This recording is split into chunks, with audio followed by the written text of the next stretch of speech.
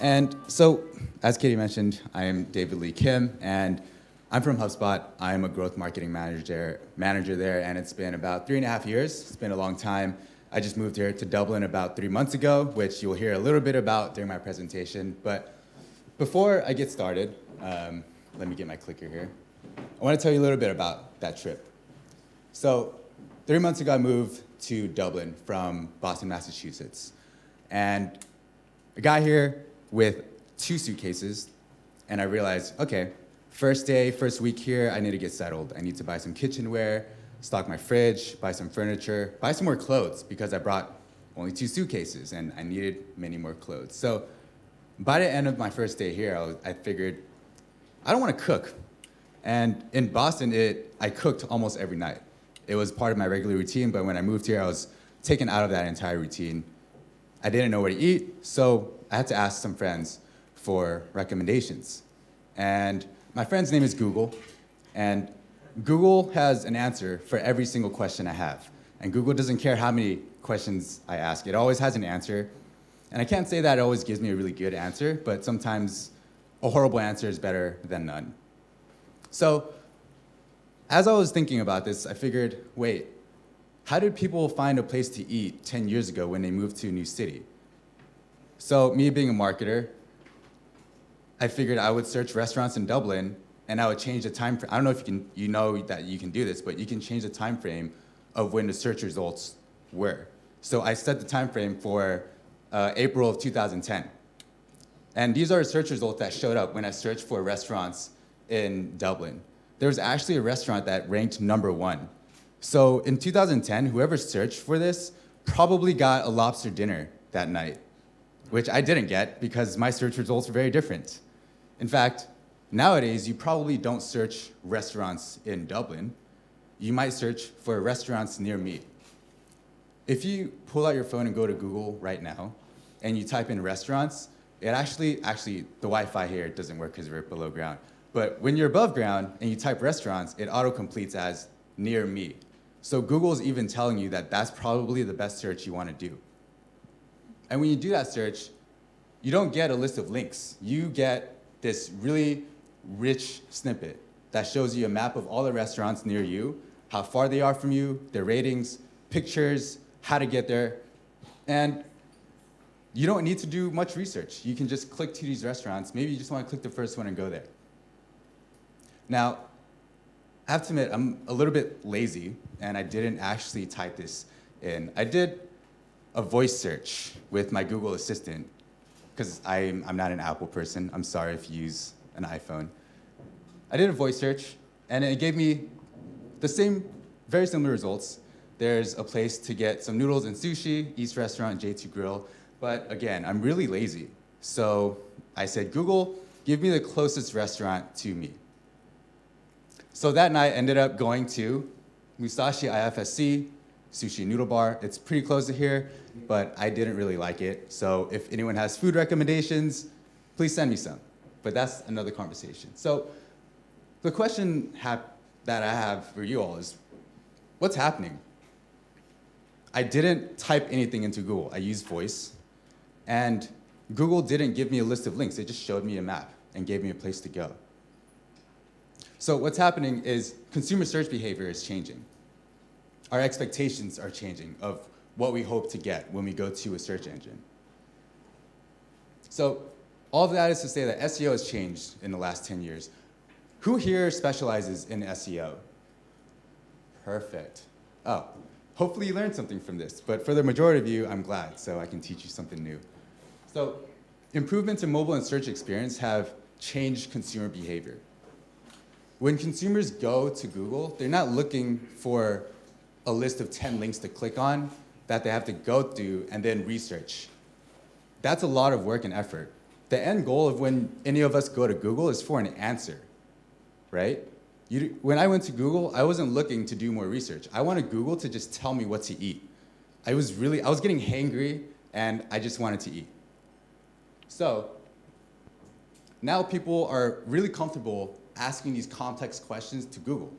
And they know they can do that because they know that these search engines understand what they're asking for. Over the last couple of years, Google's been developing their algorithms to better understand how humans speak. And you probably hear that as NLP, natural language processing.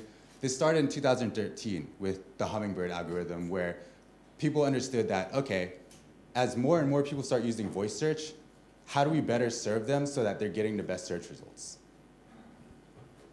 So in 2016, 1 out of every 5 search results on Google were voice search. Now that was 2 years ago. Nowadays, Google is promoting Google Home, which I have, not the iHome. Apple's promoting Siri, Amazon's promoting Alexa, and these things aren't just something that they have on the side. These are becoming the main products that they're starting to promote. So more and more voice search is becoming more prevalent in society. And there's now all these scandals and news things about data and Amazon recording you when you're not saying anything or when you don't want to talk to Amazon, but that's a whole nother story. So there are 2 shifts in consumer behavior to break it down. There's one, how they search. They're not going to Google to type in a question. They're asking through voice. They're saying, Alexa, what's the weather today? Hey, Google, what's the temperature today? Is it going to rain today? What's the traffic? And there's also what they expect to get from search. So to recap, again, consumer search behavior has changed. So those search engines have adapted to meet their expectations. And that means, as marketers, we have to adapt because everything's always changing in the marketing world. That's kind of the storyline they always tell us. So to start, let's go through what you would normally do when you produce content. Who here runs a blog as a part of their company? Wonderful, something I can teach a few more of you as well. So back then, and still a lot of companies do it this way, is you would do some keyword research. You would go into Google Keyword Planner, you would put in the head keyword you want to rank for, get a bunch of long tail keywords, have a list of keywords you might want to go for, look at the search volume, and then you pick a keyword you want to rank for. And then you write a blog post that's optimized for that keyword, and then you repeat. And that last step is the one that's concerning, because that means for every keyword you want to rank for, you need to write 1 blog post. And if you're any company that's trying to grow and get more traffic, that's a lot of keywords. You get super focused on trying to rank for all these different keywords that a lot of companies end up creating a lot of really bad content. I've ended up doing some Google searches, and I will find articles that are 200 to 300 words long, not really useful, and a waste of time to read. And it's clear that they just wrote that article because they wanted to rank for that 1 keyword. And the horrible fact is they probably wrote like 50 to 100 of those, hoping to rank for 100 different keywords and not succeeding with any of them. And then thinking that content marketing doesn't work, which is wrong, and we'll talk about that. So the traditional approach to keyword optimization isn't scalable. It doesn't really work anymore. Nowadays, you need to do something different. And that begs the question of how do you rank for thousands of queries? People can ask the same question using different words. How do you rank for all those different ways of asking that one question? And we'll get into that. But first, I want to get into what content strategy is at a really high level. So I want you to think to yourself, I won't make you socialize with each other. You can just sit there and ignore who's next to you. But in your head, what is content strategy to you? How do you define that?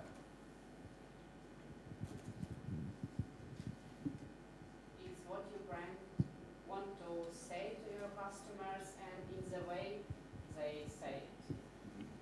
Yep. What, how, who, and when. Yep, that's definitely a way to look at it. Set of interesting topics and content pieces that you think might be interesting to your audience and you want to share about. Yep, that's right. How you want to make it feel? About your brand. So it's almost branding as well then. Yep. Yeah, all that's right. There's honestly, I think it's hard to be wrong with this question. So the way that I'm going to define it for this presentation includes a lot of those things. So it's why you create content, how you create it, what you create, and it helps you map your content creation to your business goals. Because a lot of people challenge us on this part. Okay, we're writing content, we're blogging. How does that increase our revenue? How does that move the bottom line?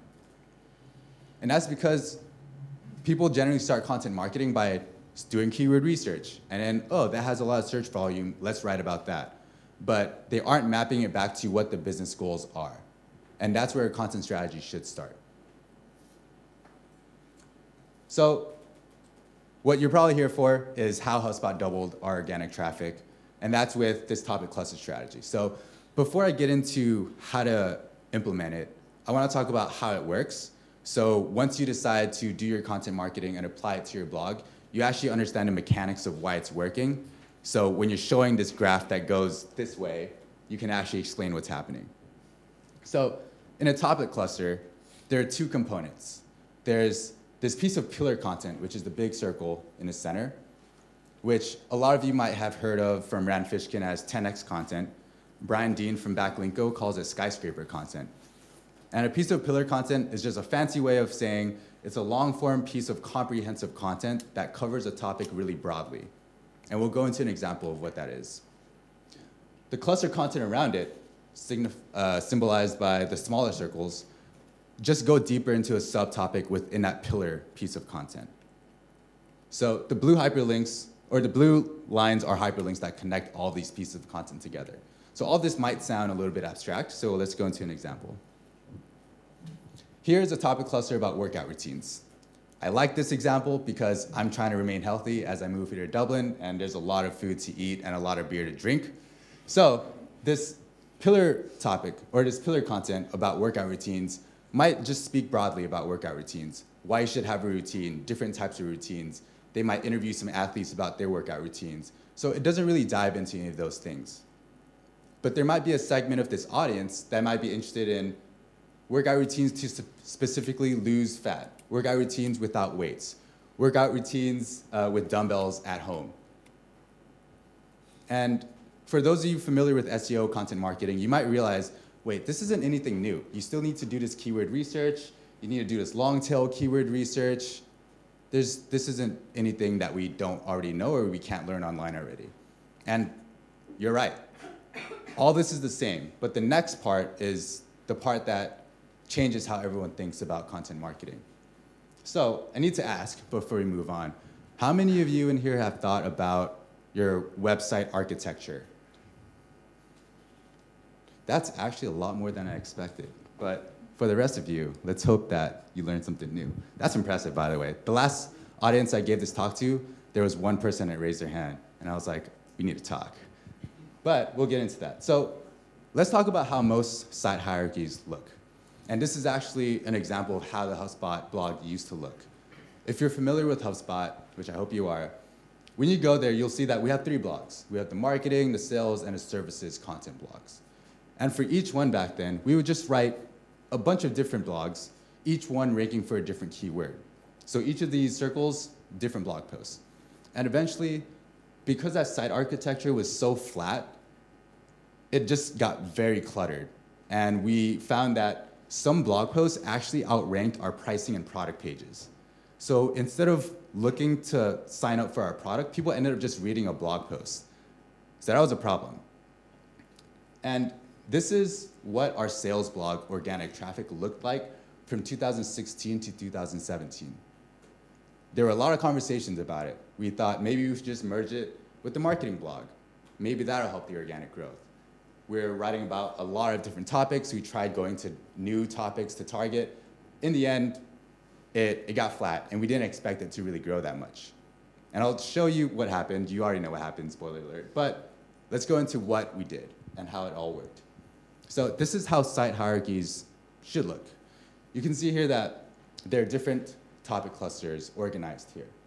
There's 5 pieces of pillar content. Each one has its own cluster content. They're not really linking to each other, so someone who ends up on this pillar content about workout routines is likely going to stay in that topic cluster about workout routines, because from that user experience, we don't expect them to want to learn about something else like protein powders. I don't know if anyone uses protein powders here. That's just the first example that comes to mind. So let's go into how and why this works. So first, you arrange the linking structure into these clusters, which shows to search algorithms that there's both breadth and depth to your content. This makes it a lot easier for those search engines to understand that there's a semantic relationship. So in the example of workout routines, it shows that, okay, all these pieces of content linked together, that means they're all related. And if there's that much content about this one big topic on this website, it must be very credible. So we're rewarded by being seen as more authoritative and more credible on this topic because we cover so many different subtopics within that topic. And then your SEO improves and you get money bags. I don't know if you can see that emoji. So what happens when you don't think about site hierarchy and site architecture? Earlier this year, Giphy was hit by Google. Does anyone know Giphy? You go there for funny GIFs to put in your emails at work when you end up spending 30 minutes looking for the perfect GIF. I did that today. They lost 90%, 95% of the organic traffic from Google. That translated to 27 million users lost every month.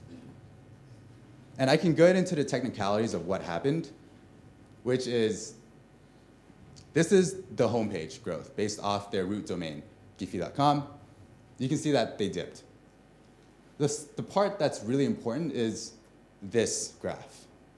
So every time you do a search on Giphy for crying, you're looking for a crying GIF, Giphy would create a new page that was giphy.com/search/crying. So if you made a typo that was crying spelled incorrectly, it would still create a new page. So each time one of these pages popped up, it got indexed by Google, and eventually Google realized that these pages were orphan pages. There are no other pages on giphy.com pointing to these search result pages, so Google de-indexed all of them. And that sucks. There's a lot of conspiracy theories about why Google did this, but a lot of it comes down to really horrible site architecture. So let's talk about what happens when you use this framework. Let's get a little bit more hopeful about Google. Here's an example from 2014. Back in 2014, we had a few blog posts that we were trying to experiment with, and we found that the more internal linking you did within your blog posts, that means if a blog post linked more to other blog posts and pages on your website, you would get more impressions or in your organic search results, so you would rank higher. And that's really short, straight to the point. So let's get into a more specific example about what we did with one blog post and go through the timeline there. In 2014, we published a blog post. We pushed it to our subscribers. We got a boost of traffic. We optimized it for a keyword. So you can see that there's some organic traffic that comes in. In 2015, we started to see some more organic growth. And at that point, we had a lot more subscribers, so we thought, let's email it to our subscriber list again. So you can see that there's a spike in traffic, comes back down. Later that year, we decided, okay, let's republish this blog post, but also add more content to it. And this blog post was about sales follow-up emails, because that's what our product was around at the time. So let's write more content around sales follow-up emails, like emails after an interview, emails after a sales call. And then let's create one huge pillar content just around sales or just around follow-up emails, and then link everything together. And we found that traffic spiked. That's all organic right there.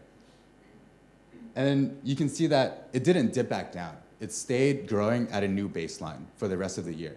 So we thought, great, let's apply this to the entire blog.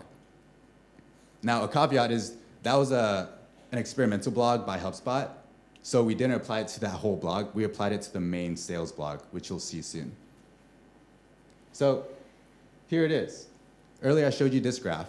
That's how it looked from 2016 to 2017. Shifted over, expanded time frame, and you can see that we doubled. Now, would anyone like to guess where we implemented the topic cluster strategy to this blog? You can shout it out. January 2018. Any other guesses?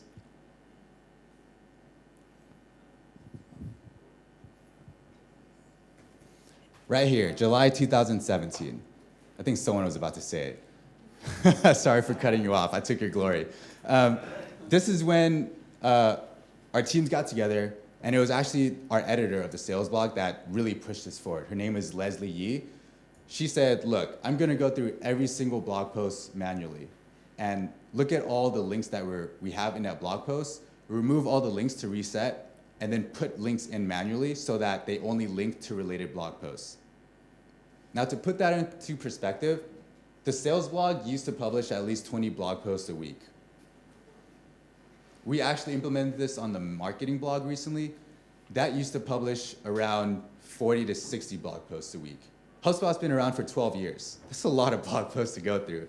We had a lot of late nights where Leslie wanted help. We didn't want her to go through this alone. We just ordered a bunch of pizza late one night, stayed in the office, and just went through every single blog post manually.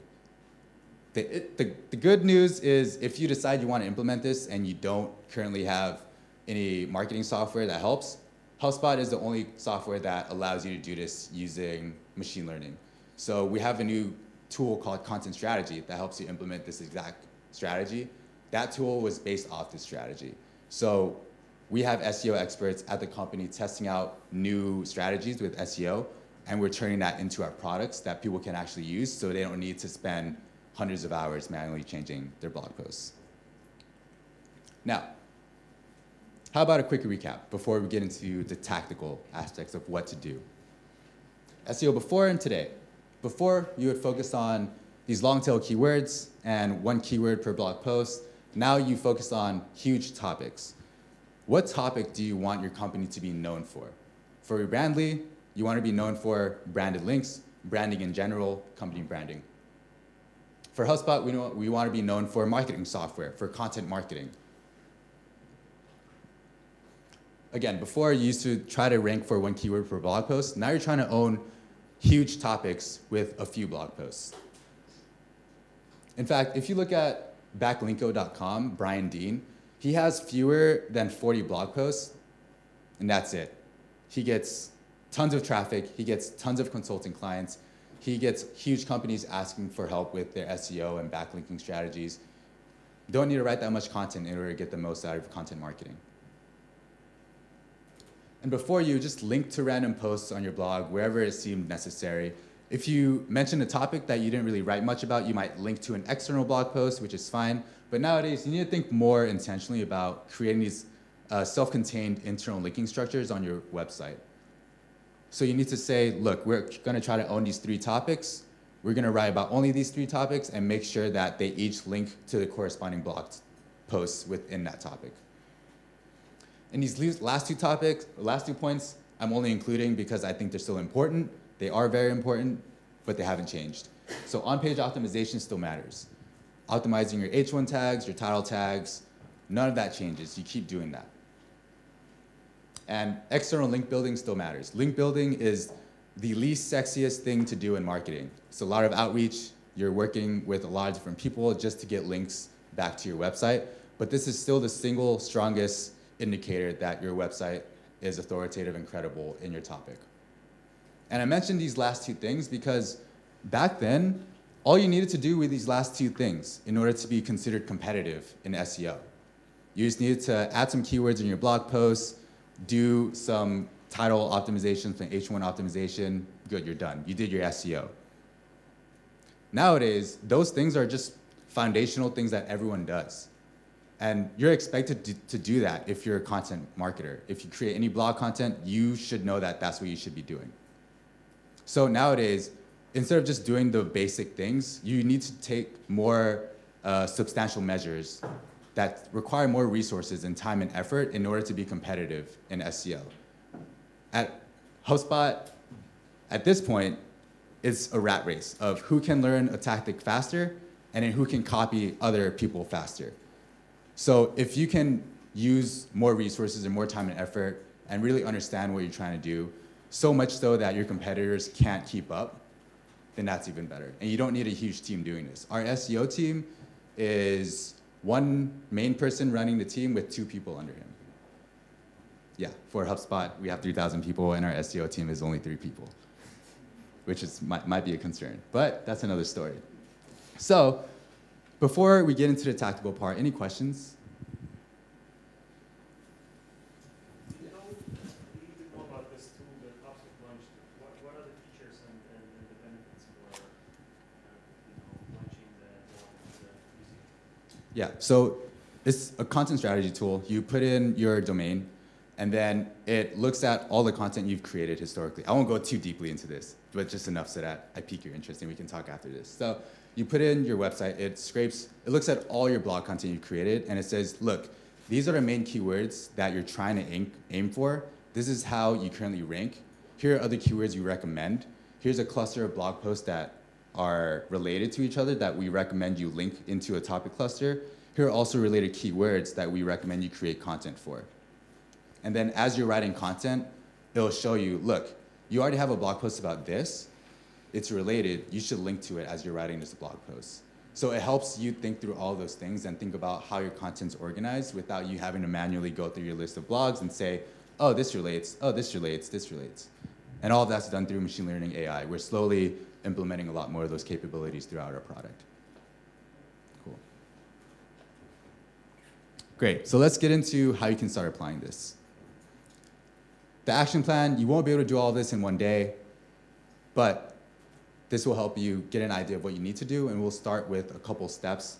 I'll give you a worksheet that you can use to think through this as well. So first, you list the challenges of your product or service. This should be something you already know. If you work at a company, if you're a freelancer, if you're a consultant, you should know what your value prop is. And then under each challenge, product or service, what are the topics that fall under them?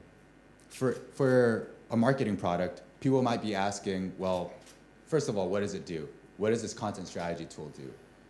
And you don't need to get very complex with what these topics might be. You can just do a quick Google search and you'll see what people are asking about your type of product or service. And you run a content audit. If you have blog posts already created, you want to go through them, see what you write about, see where your content gaps are, see what you're missing and what you need to fill in. Then you define your pillar content, which we'll talk about, and then link into your content clusters. And that's the manual part that I mentioned Leslie and the rest of our blogging team did. Now, what you can start doing now are these steps. These steps, I would say, can be done in about a week, because it's just going through all the things you probably already know and categorizing it and understanding what you need to target.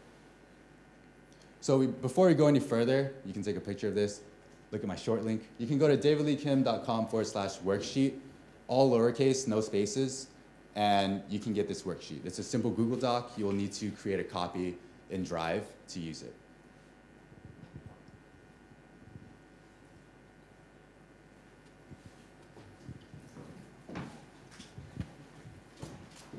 Cool, everyone got it? Pretty simple.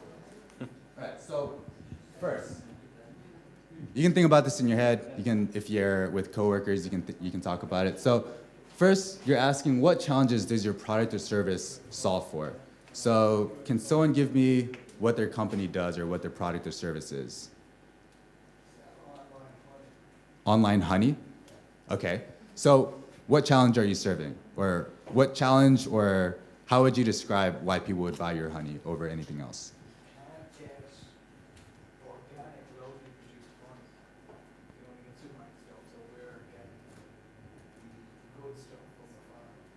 Okay, so it's hard to get the organic stuff locally, and you're getting the really good stuff from farmers. So people who are interested in having that sort of organic honey and not just buying it from a chain or some artificial stuff would prefer to buy yours. Perfect. So then, what are people asking about? They're probably asking things, you'll have a better idea of this, but I imagine you're asking where to get organic honey, or they're just going to Google and searching organic honey, I imagine. Perfect. This is a great exercise for you to go through then. So to help give some more ideas, there's this concept of the big 5 topics that people generally ask questions about.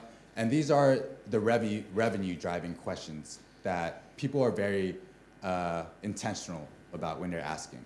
So think about the types of things that you've bought and how often you've asked these questions or Googled them. There's cost and price. How much does this product cost? How much do competitors cost? Is it cheaper? Does that mean it's better or worse? What are the problems or issues? When you buy a product off Amazon or before you decide to buy a ticket to watch a movie, what are the things that people don't like about this product or thing? So you're looking through reviews. You want to look at pictures that people have posted and understand what their complaints are or what they like about it. So what do people like or dislike about your product? And how can you address those things? For Hubspot, we have a piece of content that I worked on. It's how to evaluate the best CRMs. And I ranked the Hubspot CRM second behind a competitor. And I was once giving a talk and someone said, I love that you're honest, that you don't just say you're number one for everything. And for me, I was like, well, I would like to be number one, but I can't lie to you. And we actually addressed reasons why people wouldn't use the Hubspot CRM. And for any support tickets that came in, we said, look, this is what people have complained about. We're working on it. If that's what you're looking for, it's probably not the best solution for you. And customers have still come to us to use our software because they like that we're honest. So addressing these sort of shortcomings up front through content can be a good tactic. Then the next one is the sort of comparison content. When people look for marketing software, at least, they might do HubSpot versus Marketo, HubSpot versus Salesforce, and all these other search results. For big companies, you can do this sort of research and see what companies bless you, what companies they're comparing you to. For yourself, you might be thinking, well, for my product, I'm not a big brand, but I can think about what other big brands are and what people would be searching for, and then also try to rank for those other big brands' names. Then there's review-based, of course, I mentioned. People look for reviews. And the way you can do this is if your friend runs a blog, if there's another company in a similar space with an overlapping audience, and they're using your software, ask them to write a review. It's really simple. You can ask your customers to write reviews about you on G2 Crowd if you have software, or on Amazon if you have a product there. Reviews are a huge thing. At HubSpot, we have this new mantra that customers are your best marketing team. So we put a lot of time and effort to making sure that our customers are happy, that they want to refer us. And then best of content. So in marketing software, there's people searching for best marketing software, best CRM, and all of those keywords. We want to make sure that we show up when people search for that.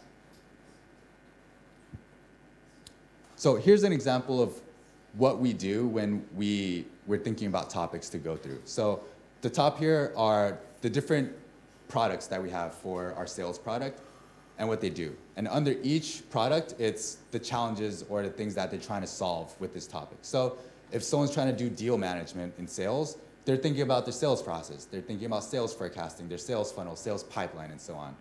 This might be you. You might have come across our HubSpot content if you've been thinking about these things. And then we think, okay, if they're thinking about deals, they're probably making revenue. We should target those people because they're making revenue and we can target these topics. And that's how you map it back to revenue generation. We found that certain keywords end up resulting in revenue more than others. And then we run a content audit. You can see here that if you put in your domain on ahrefs.com, you can get a $7 trial. They don't do free trials anymore because people have used it. You can put in your website, and it shows you all your web pages. You can export all of that into a spreadsheet and then categorize it.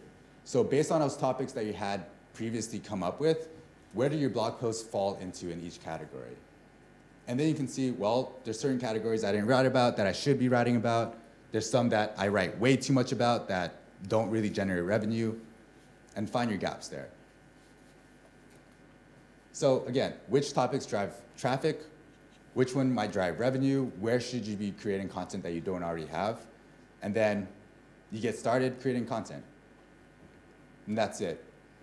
Not that that's it. It takes a lot of time. But think about this. So we had thousands of blog posts. Remember, 3 SEO people, 1 editor worked on this. And she believed in it so strongly that she was like, I'm going to do this because I think that, like, I don't settle for plateaus. I'm going to make sure that we hit new goals. So if you're thinking, I'm just one marketer, I'm only a one-person team, can't do this, I don't have the time or resources, I beg to differ. You can actually do that. It might take some time to see results. Again, July 2017, took about 6 months to actually see results, but it happens. We've taught this to hundreds of customers when we released this new product, and it took us a while to really explain what they were doing, but once they started doing it, a lot of them are agencies, they started teaching their customers how to do it. And we have a ton of case studies on how to do this. So if you're looking for something that you know will work, try this out, give it some time. So good luck.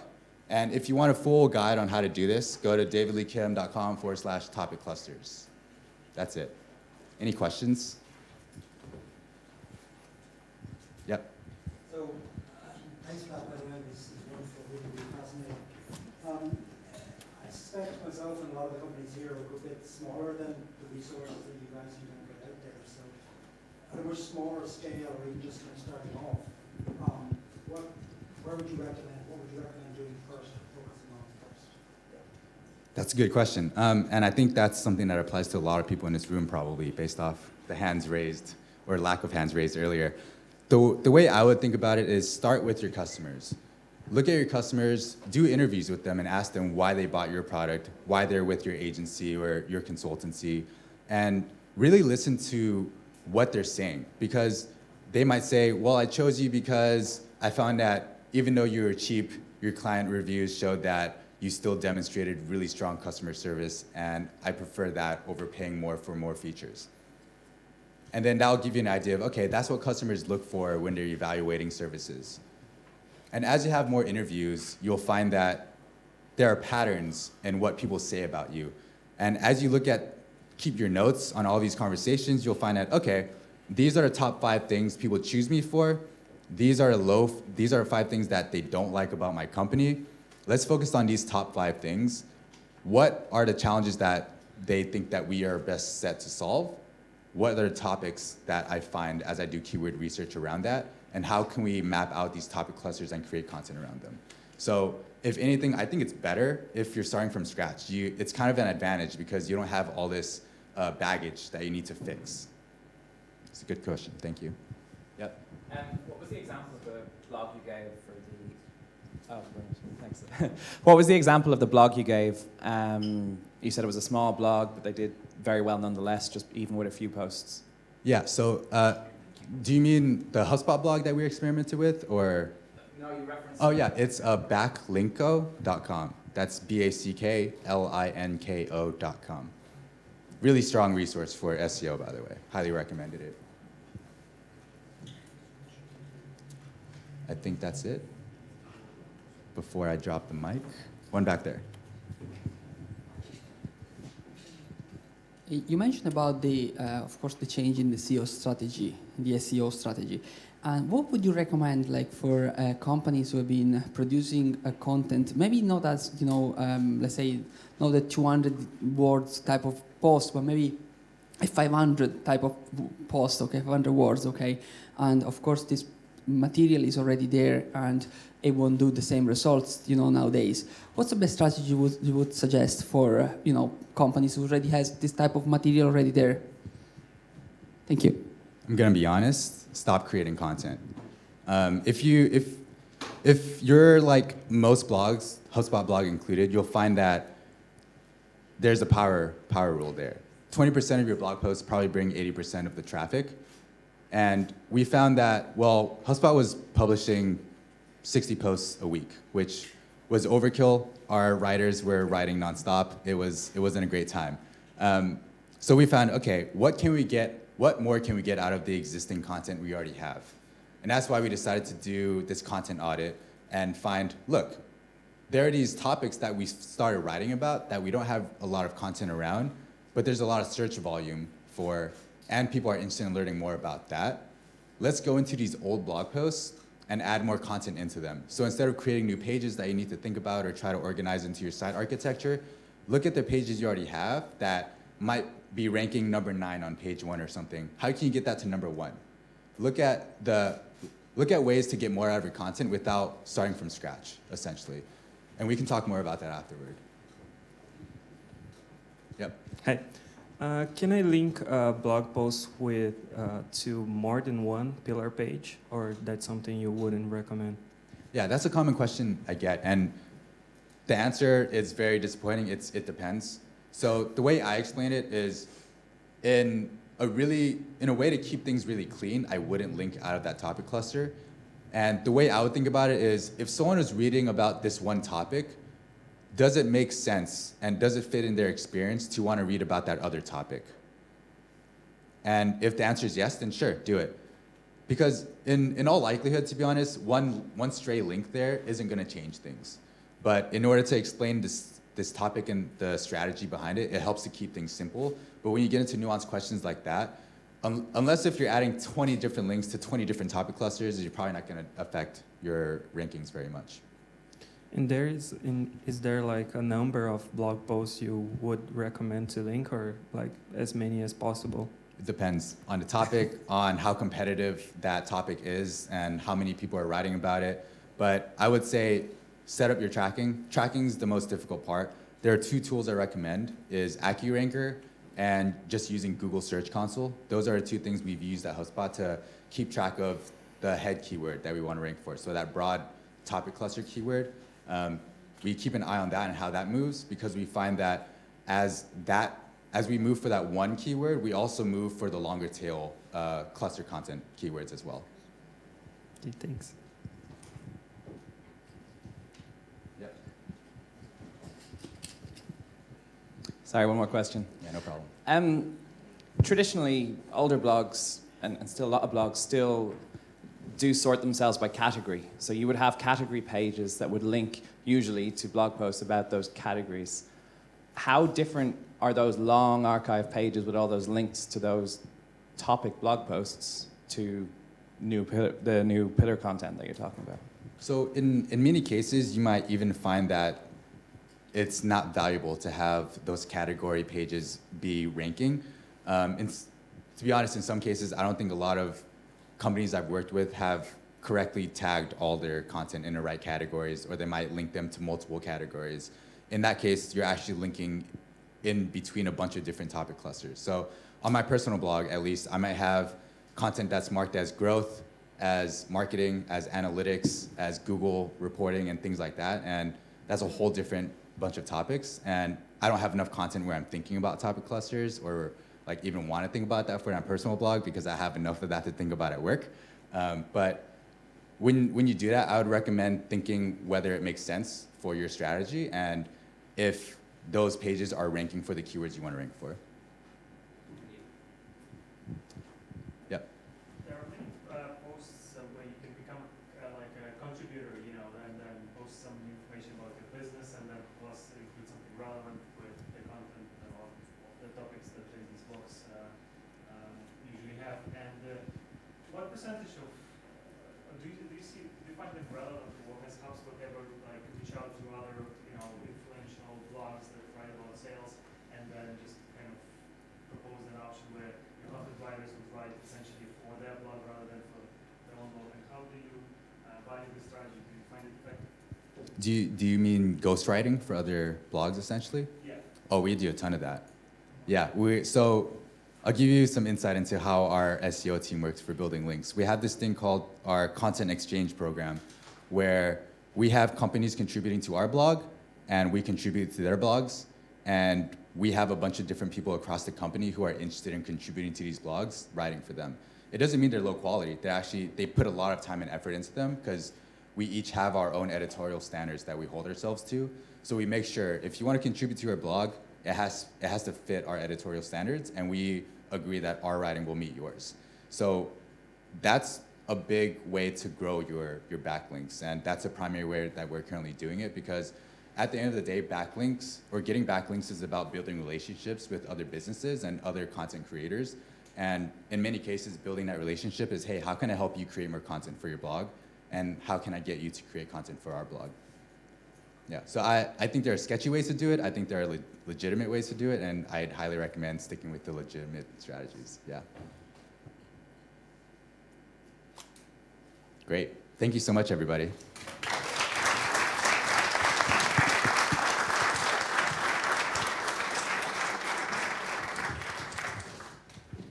Thanks, David. Well, guys, we've got plenty more drinks for everybody.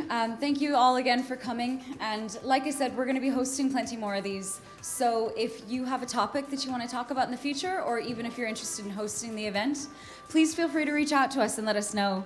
And otherwise, we'll be in touch with you soon, okay? Thanks again.